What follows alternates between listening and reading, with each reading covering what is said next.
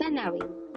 Ang Bicol ay kilala sa mga kahanga-hangang tanawin, lalo na ang Bulkang Mayon, na may perpektong hugis apat. Ito ang isa sa pinakasikat na simbolo ng rehiyon.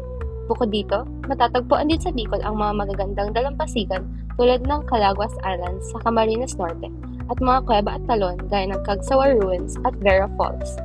Ang mga tanawin na ito ay hindi lamang kaakit-akit kundi nagbibigay diin din sa mayamang likas na yaman ng rehiyon. Pagkain. Ang lutuing Bicolano ay kilala sa paggamit ng gata at sili, kaya't madalas itong masarap at maanghang. Ang mga pangunahing pagkain dito ay ang Bicol Express, isang maanghang na ulam na gawa sa baboy at kinataang sili, katlain, dahon ng gabi na niluto sa gata at sili. Sikat din ang pinangat na gawa rin sa dahon ng gabi na may gata. Ang mga pagkain ito ay sumasalamin sa mayamang ani ng nyog at sili sa rehiyon. Produkto. Kilala ang Bicol sa kanilang mga produktong abaka at kopra. Ang abaka ay ginagamit sa paggawa ng lubid at iba pang gamit pang kamay.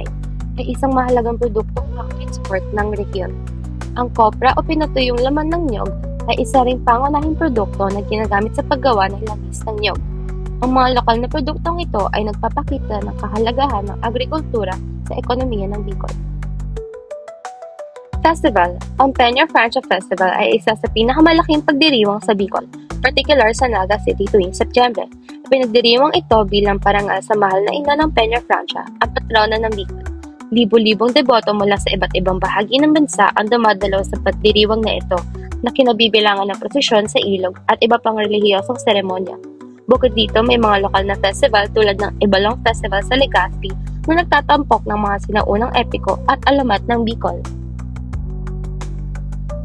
Ang mga tanawin, pagkain, produkto at festival ng Bicol ay mahalagang bahagi ng pagiging Bicolano at kultura. Ang nagbibigay diin sa kanilang malapit na ugnayan sa kalikasan, relihiyon at komunidad. Ang Bulkang Mayon, halimbawa, ay hindi lamang isang tanawin kundi isang simbolo ng pagiging resilient ng mga Bicolano. Tulad ng bulkang madalas pumuputok, ipinapakita nito ang katatagan at kakayahan ng mga tao sa rehiyon na bumangon mula sa mga pagsubok at kalamidad. Ang kanilang ugnayan sa kalikasan ay may kita rin sa kanilang agrikultura at mga produktong nyog at abaka, na pangunahing pinagkukuhanan ng kanilang kabuhayan. Samantala, ang pagkaing Bicolano na puno ng gata at sili ay sumasalamin sa init at tapang ng kanilang kultura. Ang manghang na pagkain ay nagpapakita ng kanilang likas na sigla at habang ang paggamit ng gata ay simbolo ng kanilang kasaysayan bilang mga magsasaka at tagapag-ani ng nyog.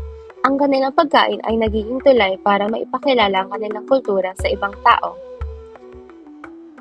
Sa kabuuan, ang kultura ng Bicol mula sa kanilang mga tanawin, pagkain, produkto at festival ay sumasalamin sa kanilang pagiging matatag, malapit sa kalikasan, mapagmahal sa relihiyon at mga pagkakaisa bilang isang komunidad.